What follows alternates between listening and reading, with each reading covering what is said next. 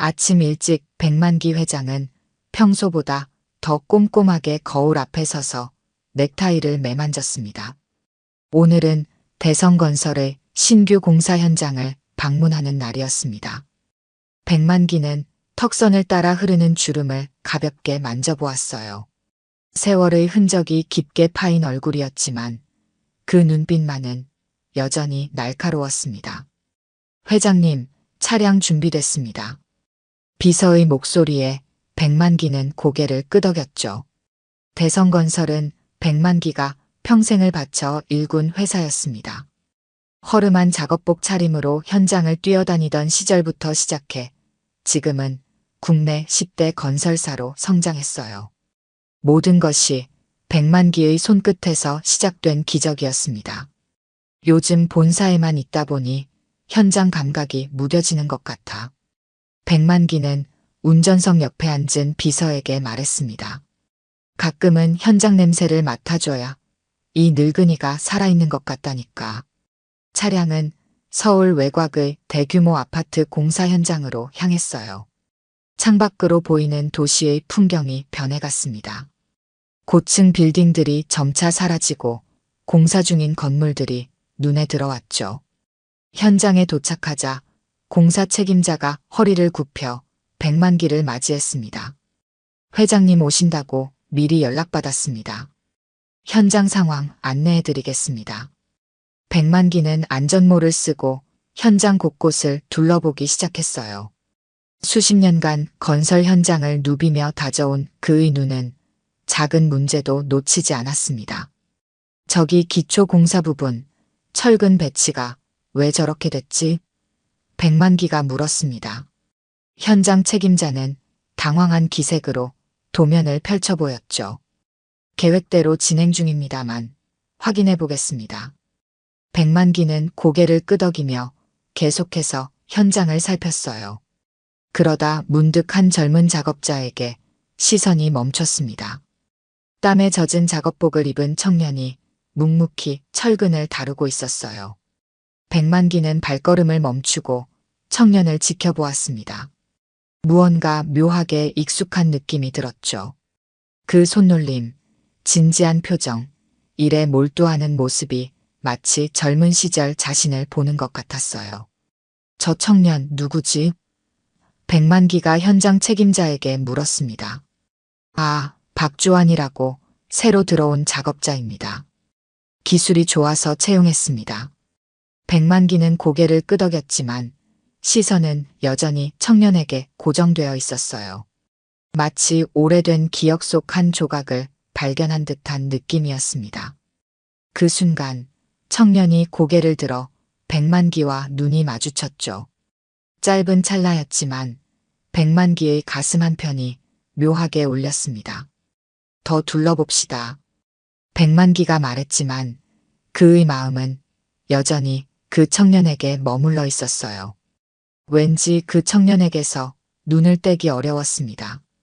점심시간이 되자 공사 현장은 잠시 조용해졌습니다. 작업자들은 삼삼오오 모여 도시락을 먹거나 간이 식당에서 식사를 했어요. 백만기는 현장 사무실에서 준비된 점심을 먹으려 했지만 마음이 자꾸 아까 본 청년에게로 향했습니다. 저 청년 박주환이라고 했나? 좀 더 자세히 알아볼 수 있을까요? 백만기가 현장 책임자에게 물었어요. 현장 책임자는 잠시 의아한 표정을 지었지만 곧 고개를 끄덕였습니다. 네, 알아보겠습니다. 무슨 문제라도 있으신가요? 백만기는 손을 저었습니다. 아니, 그런 건 아니야. 그냥 뭔가 눈에 띄는 구석이 있어서 말이지. 잠시 후 백만기는 혼자 현장을 거닐었어요. 공사장 한쪽에 마련된 휴식 공간에서 그 청년을 발견했습니다. 박주환은 홀로 벤치에 앉아 도시락을 먹고 있었죠. 백만기는 천천히 다가갔습니다. 여기 앉아도 되겠나? 박주환은 놀란 표정으로 고개를 들었어요. 회장님이 자신에게 말을 거는 것에 당황한 모습이었습니다. 네, 물론이죠. 앉으세요. 백만기는 청년의 옆에 앉았습니다. 가까이서 보니 더욱 익숙한 느낌이 들었어요. 특히 그 눈매와 턱선이 누군가를 떠올리게 했습니다. 일한 지 얼마나 됐나? 백만기가 물었어요. 대성건설에선 한 달 정도 됐습니다. 하지만 건설 현장에서는 5년 정도 일했어요. 박주환이 답했습니다.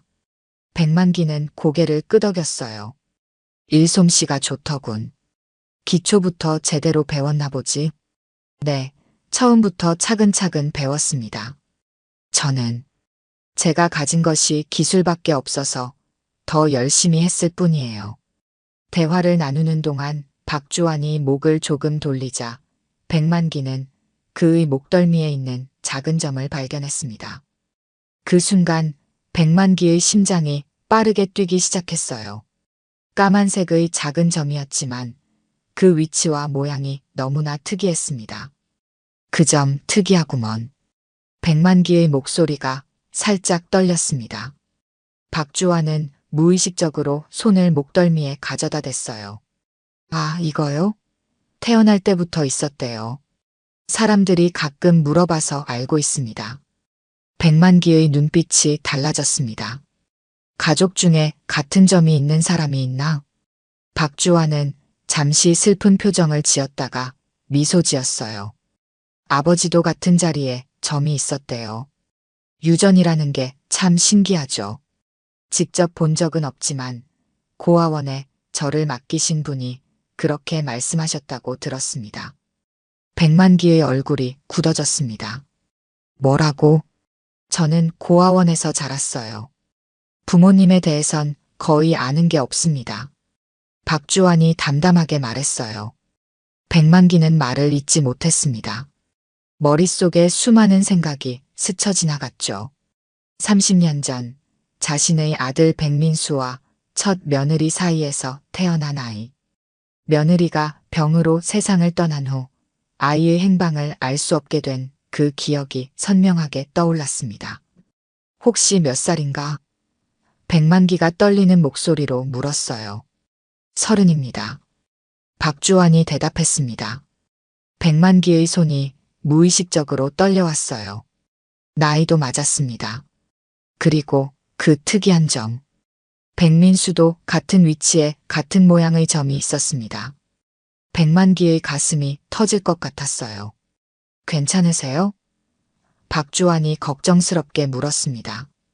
백만기는 정신을 차리려 애썼습니다. 아, 그래. 괜찮네.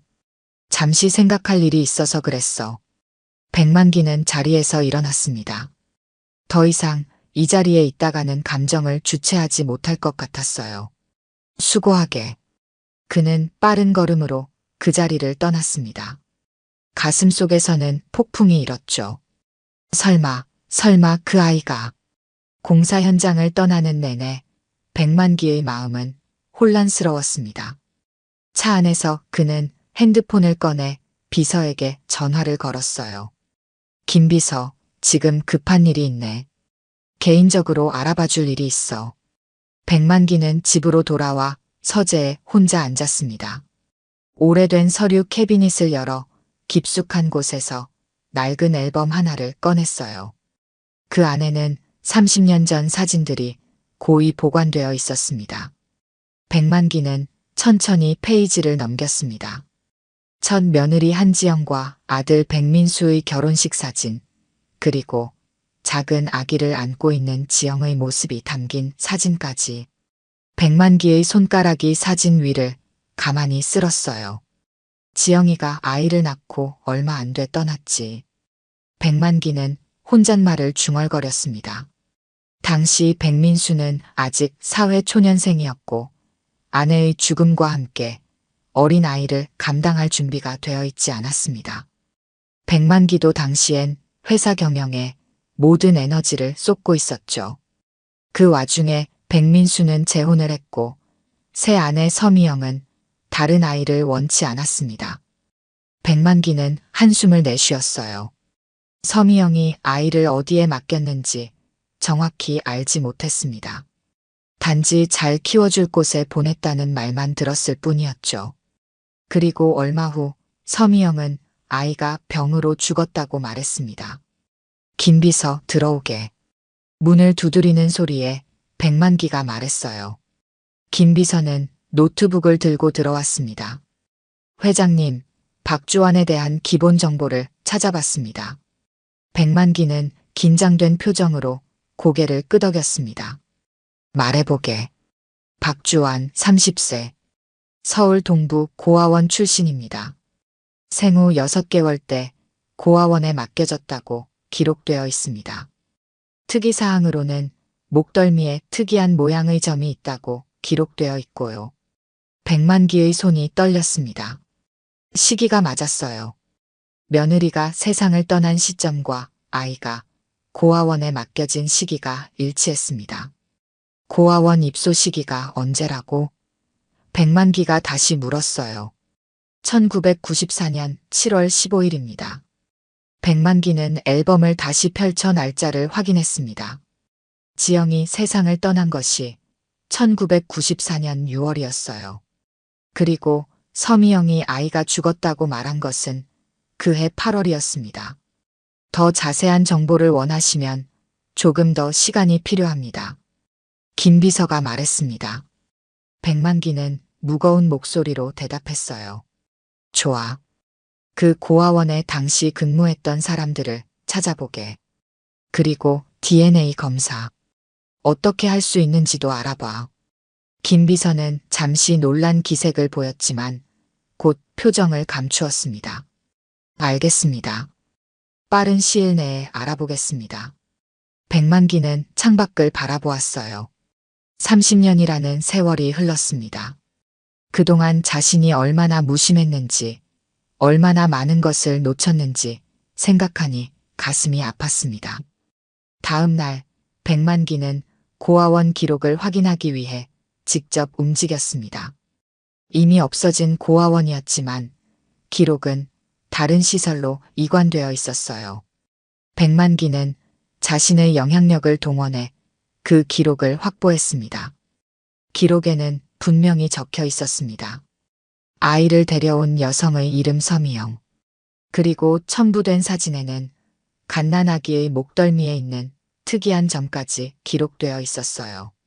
백만기는 그 자리에서 오랫동안 움직이지 못했습니다. 서미영이 아이가 죽었다고 한 말은 명백한 거짓이었어요. 그녀는 아이를 고아원에 버린 것이었습니다. 내 손자, 내 핏줄을 어떻게? 백만기의 목소리가 떨렸습니다. 그날 저녁 백만기는 집으로 돌아와 오랜 시간 침묵 속에 앉아 있었어요. 내일은 서미영과 마주해야 했습니다. 30년간 묻어둔 진실이 드디어 수면 위로 올라오려 하고 있었죠. 아침 일찍 백만기는 서재에 앉아 있었습니다. 창문을 통해 들어오는 햇살이 그의 굳은 표정을 비추었어요. 밤새 잠을 이루지 못했습니다. 30년간의 거짓과 배신이 그의 마음을 무겁게 짓눌렀죠. 여보, 아침 식사 준비됐어요. 서미영이 서재 문을 열고 들어왔습니다.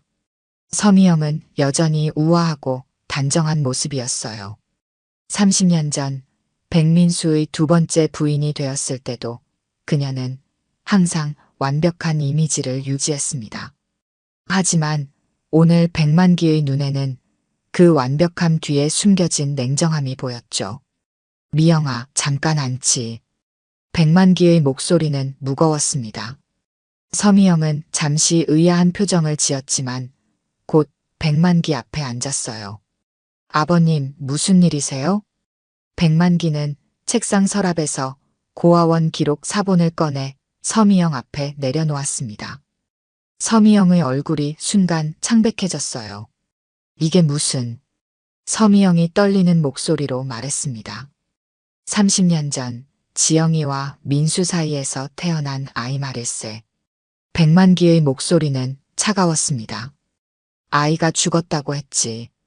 그런데 이건 뭐지? 서미영은 입술을 깨물었어요. 그녀의 손이 미세하게 떨리기 시작했습니다. 오래된 일이에요. 진실을 말해주게. 30년이면 충분히 길었어. 백만기가 단호하게 말했습니다. 서미영은 한동안 침묵했어요. 그러다 천천히 고개를 들어 백만기를 바라보았습니다. 그 아이, 저는 감당할 수 없었어요. 그래서 고아원에 버렸나? 그리고 우리에게는 죽었다고 거짓말을 했고, 백만기의 목소리가 높아졌습니다. 서미영의 눈에 눈물이 고였어요. 당시 저는 겨우 24이었어요. 갑자기 다른 여자의 아이를 맡게 되었고, 민수 씨는 아내를 잃은 슬픔에 빠져 있었죠. 저는 두려웠어요. 두려웠다고? 무엇이 그렇게 두려웠나? 백만기가 물었습니다. 서미영은 눈물을 참지 못하고 흘렸어요. 난 그 아이가 내 아들을 뺏을까봐 두려웠어.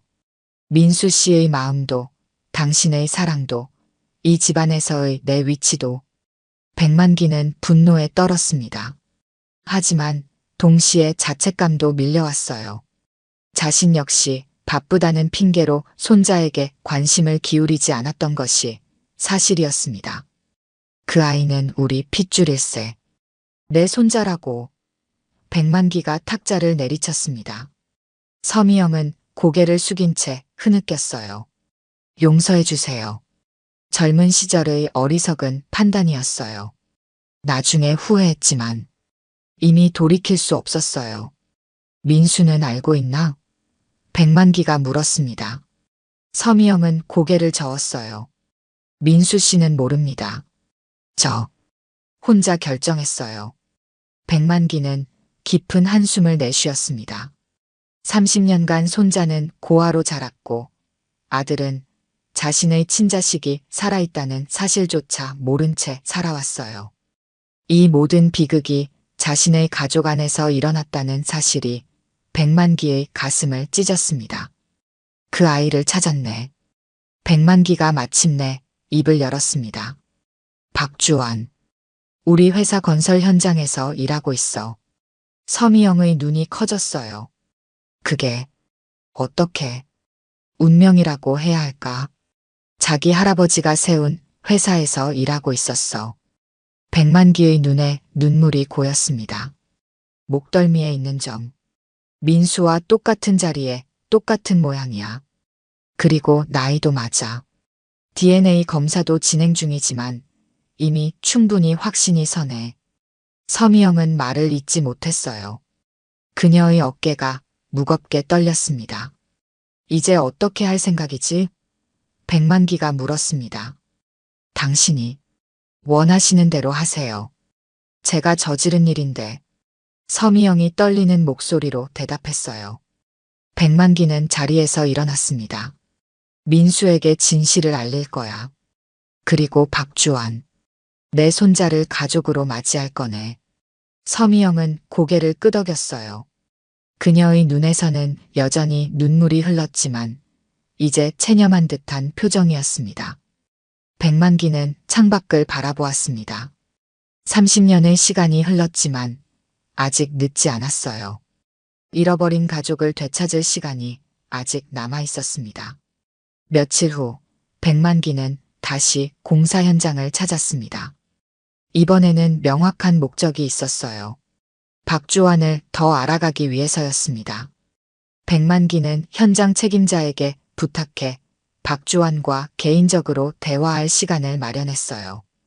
작은 현장 사무실에서 박주환은 긴장한 표정으로 백만기를 기다리고 있었습니다.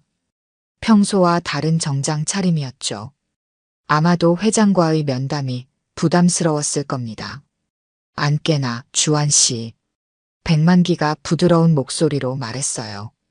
박주환은 조심스럽게 자리에 앉았습니다. 부르셨습니까?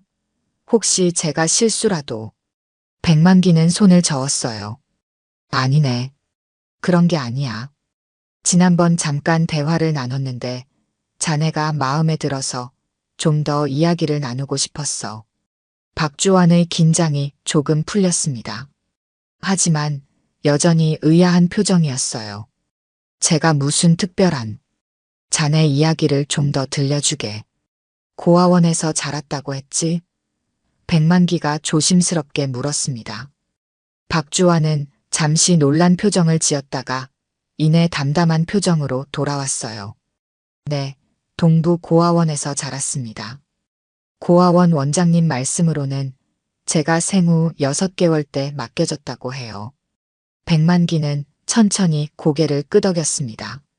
어렸을 때 힘들진 않았나? 힘들기야 했죠. 하지만 고아원 선생님들이 잘 돌봐주셨어요. 박주환이 미소 지었습니다. 특히 김 선생님이란 분이 계셨는데 저를 많이 아껴주셨어요. 그분 덕분에 제가 건설 일에 관심을 갖게 됐죠. 백만기의 눈썹이 살짝 올라갔어요. 건설 일에 관심을 갖게 된 계기가 있었나? 박주환은 고개를 끄덕였습니다. 김 선생님이 늘 말씀하셨어요. 집을 짓는 일은 가정을 만드는 일이라고. 가정이 없는 저에게 그 말이 크게 와닿았습니다.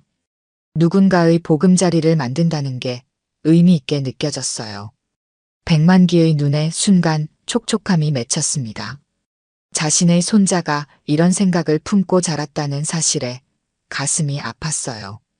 학교는 어디까지 다녔나? 백만기가 물었습니다. 고등학교까지요.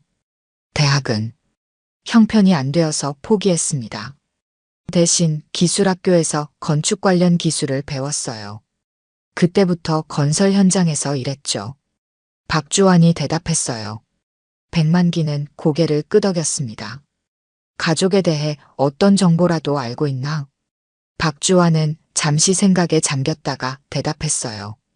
많지는 않습니다. 제가 고아원에 맡겨질 때 작은 메모가 있었다고 해요. 거기에는 제 이름과 생년월일, 그리고 목에 있는 점이 아버지를 닮았다는 내용만 적혀 있었다고 합니다. 백만기의 심장이 빠르게 뛰었습니다. 그것은 분명 서미영이 남긴 메모였을 겁니다. 아버지에 대해 어떻게 생각하나? 백만기가 조심스럽게 물었어요. 박주환은 목덜미의 점을 무의식적으로 만졌습니다. 솔직히 말하면 한때는 원망도 많이 했어요. 왜 저를 버렸는지, 왜 한 번도 찾아오지 않았는지. 하지만 지금은 그분도 나름의 사정이 있었겠거니 생각합니다. 박주환의 눈에 슬픔이 깃들었지만 이내 미소를 지었어요. 그래도 아버지가 어떤 분이셨는진 모르지만 이 점만은 닮았대요. 그리고 고아원 선생님들은 늘 말씀하셨어요. 제가 목에 있는 점처럼 성실한 사람이라고요. 그래서 저는 이 점이 좋아요. 아버지의 성실함을 물려받았다고 생각하면 뿌듯하거든요. 백만기의 가슴이 먹먹해졌습니다. 아들 백민수는 실제로 성실한 사람이었어요. 그리고 지금 눈앞의 청년도 똑같았습니다. 유전이란 참 신기한 것이었죠. 꿈이 있나? 백만기가 물었습니다. 언젠가는 저만의 작은 건설 회사를 차리는 거예요. 크진 않더라도 제 철학대로 안전하고 튼튼한 집을 짓는 회사요. 박주환이 수줍게 웃었어요. 아직은 멀었지만 언젠가는 이룰 수 있을 거라 믿습니다. 백만기는 주환의 말 한마디 한마디를 가슴에 새겼습니다. 그가 이룬 성공이 손자에게는 꿈으로만 남아있다는 사실이 안타까웠어요. 일주일 후 백만기의 집무실에는 무거운 침묵이 흘렀습니다. 책상 위에는 검사 결과지가 놓여 있었어요. DNA 검사 결과였습니다. 백만기는 떨리는 손으로 그 종이를 다시 한번 읽었죠. 친족관계 확률 99.9999%. 의심의 여지가 없었습니다. 박주환은 백만기의 친손자였어요. 어떻게 해야 할까? 백만기는 깊은 한숨을 내쉬었습니다. 지난 몇 주간 백만기는 박주환에 대해 더 많은 것을 알아봤어요. 그는 성실하고 책임감 있는 청년이었습니다. 동료들 사이에서도 신뢰가 두터웠고 기술적인 면에서도 뛰어났죠. 자신의 할아버지처럼 건설 현장에서 시작해 성공한 사람이 되겠다는 꿈을 가진 청년이었습니다. 백만기는 백민수에게도 이 사실을 알렸어요. 처음에 백민수는 충격에 말을 잇지 못했습니다. 자신의 아들이 살아있다는 사실, 그것도 30년간 고아로 지냈다는 사실에 오랫동안 울었죠. 그리고 서미영에게 크게 분노했습니다. 아직도 그 상처는 아물지 않았어요. 하지만 이제 중요한 것은 박주환에게 진실을 어떻게 전할 것인가 하는 문제였습니다. 갑작스러운 진실이 그에게 또 다른 상처가 되지 않을까 백만기는 걱정했어요. 김비서, 박주환 씨에게 연락해서 오늘 저녁에 내 자택으로 초대해주게. 백만기가 결심한 듯 말했습니다. 그날 저녁 백만기의 고급스러운 저택에 박주환이 초대되었어요. 그는 긴장한 표정으로 현관에 서 있었습니다. 평생 살아온 작은 고시원과는 너무나 다른 세계였죠. 어서 오게, 주환 씨. 백만기가 직접 현관에 나와 박주환을 맞이했습니다. 초대해 주셔서 감사합니다. 이런 곳은 처음이라. 박주환이 어색하게 웃었어요. 백만기는 주환을 서재로 안내했습니다. 그곳에는 이미 백민수가 앉아 있었어요. 백민수의 눈은 충혈되어 있었습니다. 아마도 계속 울었던 모양이었죠. 이분은 우리 회사 부회장이신 백민수 씨야. 내 아들이지. 백만기가 소개했습니다. 박주환은 공손하게 인사했어요. 만나 뵙게 되어 영광입니다. 백민수는 말없이 박주환을 바라보았습니다. 그 눈빛에는 30년간의 그리움과 미안함이 가득했어요. 안깨나 주환 씨. 오늘은 중요한 이야기가 있어서 자네를 초대했네. 백만기가 차분한 목소리로 말했습니다. 박주환은 조심스럽게 자리에 앉았어요. 그의 표정에는 의문이 가득했습니다. 백만기는 책상 서랍에서 DNA 검사 결과지와 함께 낡은 사진 한 장을 꺼냈어요. 박주환의 어머니 한지영과 아버지 백민수의 사진이었습니다. 주환 씨, 자네에게 매우 중요한 사실을 알려주려고 해. 백만기가 천천히 말을 이어갔습니다. 우선 이 사진을 보게. 박주환은 사진을 받아들었어요.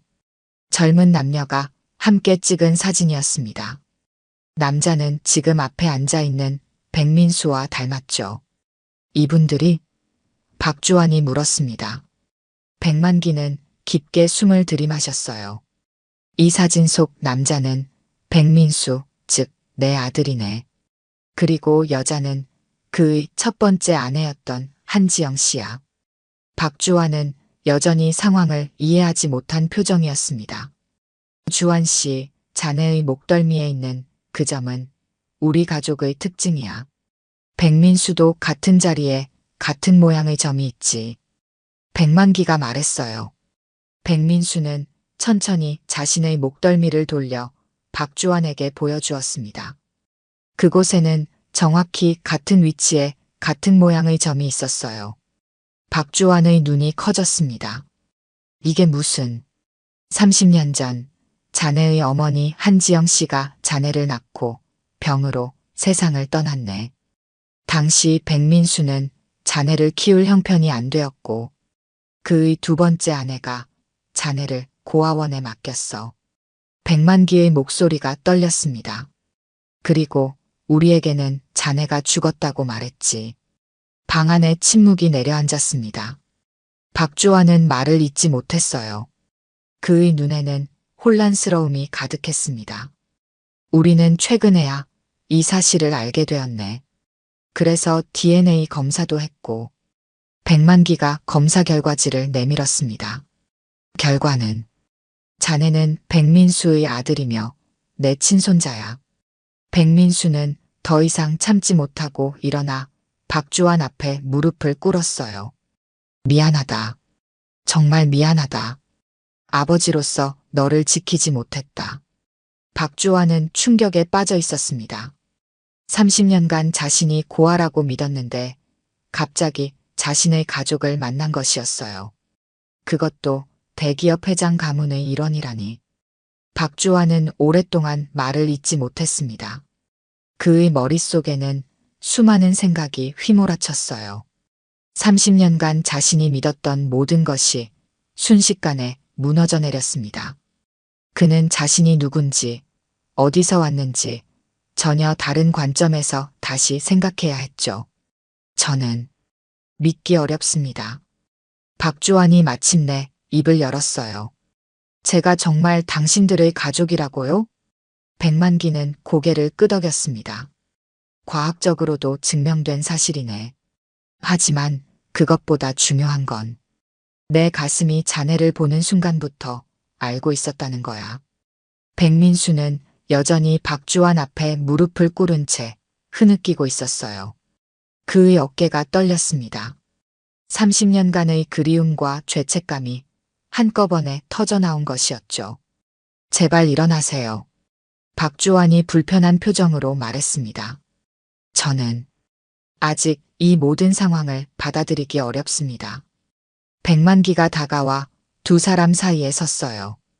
억지로 서두를 필요는 없네.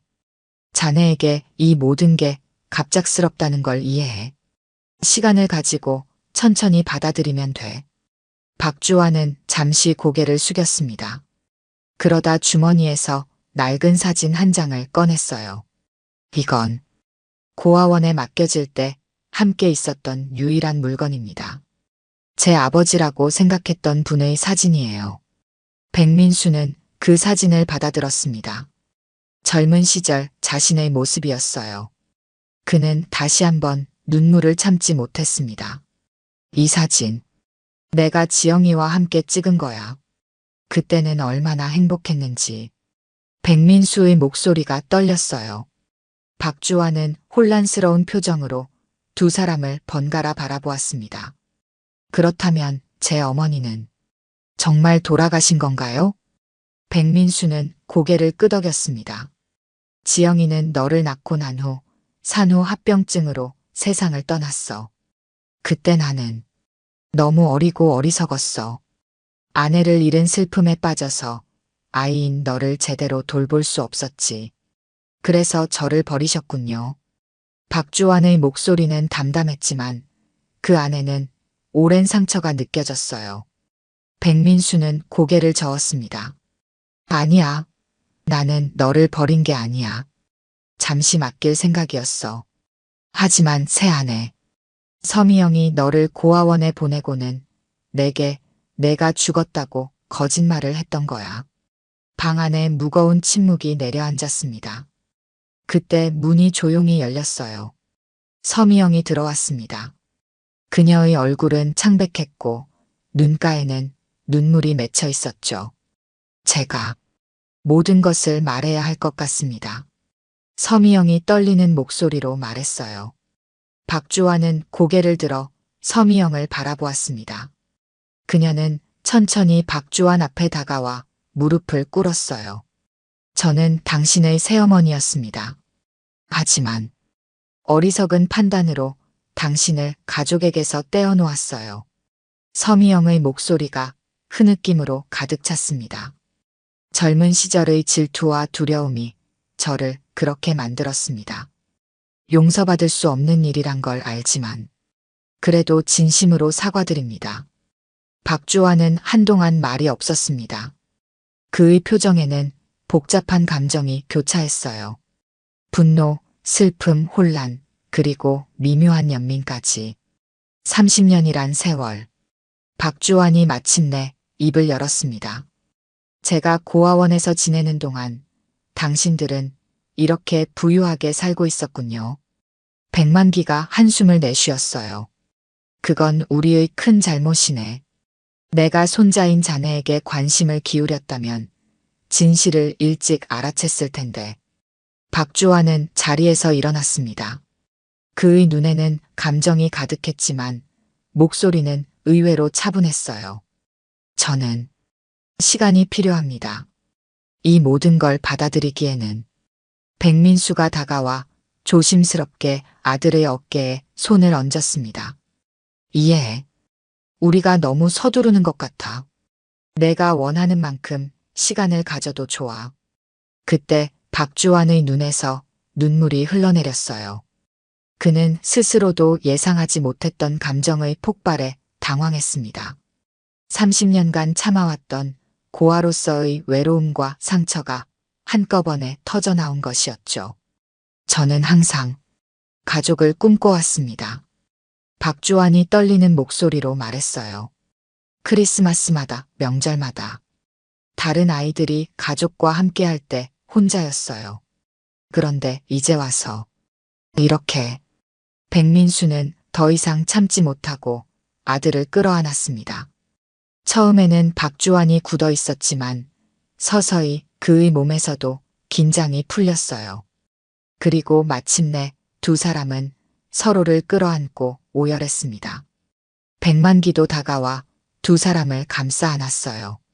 새 남자의 눈에서는 눈물이 멈추지 않았습니다. 30년간의 이별 끝에 맺어진 가족의 재회였죠. 서미영은 조용히 눈물을 흘리며 뒤에서 지켜보았습니다. 그녀의 눈에는 후회와 함께 작은 희망의 빛이 비쳤어요.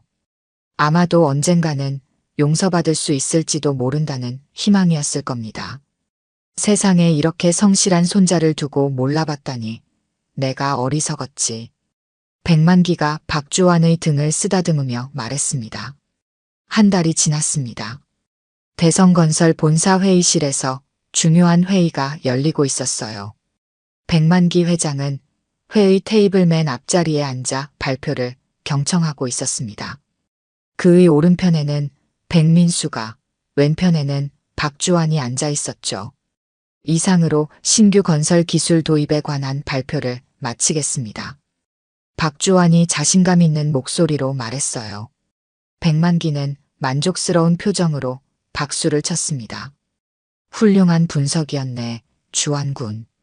현장에서 직접 일해본 경험이 이런 발표에 깊이를 더하는군. 회의가 끝나고 새 남자는 백만기의 집무실로 자리를 옮겼습니다. 지난 한 달 동안 많은 일이 있었어요. 박주환은 처음에는 혼란스러워했지만 점차 새로운 가족관계를 받아들이기 시작했습니다. 물론 모든 감정의 상처가 치유되기에는 아직 시간이 필요했지만 적어도 세 사람은 서로를 가족으로 인정하고 있었죠. 자네의 발표를 들으니 더욱 확신이 들었어. 백만기가 웃으며 말했습니다. 대성건설 기술직 인턴으로 정식 채용하기로 한 결정이 정말 옳았네. 박주환은 수줍게 웃었어요. 기회를 주셔서 감사합니다. 하지만 혹시 제가 특별 대우를 받는 건 아닌지 걱정돼요. 백민수가 고개를 저었습니다. 전혀 그렇지 않아. 내 능력은 회사의 인사 담당자들도 인정한 사실이야. 우리 가족이라고 해서 특혜를 준 건 아니라는 걸 알아줬으면 해. 백만기는 창밖을 바라보았어요. 서울의 빌딩 숲이 한눈에 들어왔습니다. 그 많은 건물 중 상당수가 대성건설이 지은 것들이었죠. 주환아, 나는 내게 이 회사를 물려주겠다는 말은 하지 않을 거야. 백만기가 진지한 목소리로 말했습니다. 박주환은 잠시 놀란 표정을 지었다가 곧 고개를 끄덕였어요. 당연합니다. 저는 그런 생각도 없었어요. 백만기는 미소를 지었습니다. 내가 하고 싶은 말은 다른 거야. 너처럼 현장에서부터 올라온 사람이 회사를 이끄는 시대가 와야 한다고 생각해. 내가 그랬던 것처럼 말이야. 백만기는 자리에서 일어나 두 사람에게 다가갔어요. 이 회사는 자격이 있는 사람이 이끌어야 해. 그게 가족이든 아니든 상관없이 말이야. 주환이, 내가 만약 그런 사람이 되고 싶다면 밑바닥부터 배우고 성장해 나가야 할 거야. 박주환의 눈이 반짝였습니다. 네, 할아버지. 저도 그렇게 생각합니다. 저는 제 능력으로 인정받고 싶어요. 백민수는 아들의 어깨를 토닥였어요. 내가 그런 마음을 갖고 있어서 기쁘구나. 아버지로서 너무 자랑스러워. 세 사람은 함께 웃었습니다. 한 달 전만 해도 상상할 수 없었던 장면이었죠. 가족의 연결고리는 30년의 세월도 끊지 못했습니다. 서미영과의 관계도 조금씩 나아지고 있었어요. 박주환은 아직 그녀를 완전히 용서하지는 못했지만 적어도 대화는 나눌 수 있게 되었습니다. 시간이 해결해 줄 문제였죠. 다음 날 백만기는 새롭게 착공하는 건설 현장을 방문했습니다. 박주환도 함께였어요. 두 사람은 나란히 서서 공사 현장을 바라보았습니다. 내가 처음 시작했을 때는 삽 하나로 땅을 파는 일부터 했네. 백만기가 회상했습니다. 그때는 이렇게 큰 회사가 될 줄 몰랐지. 박주환은 고개를 끄덕였어요. 저도 처음에는 자재 나르는 일부터 시작했습니다.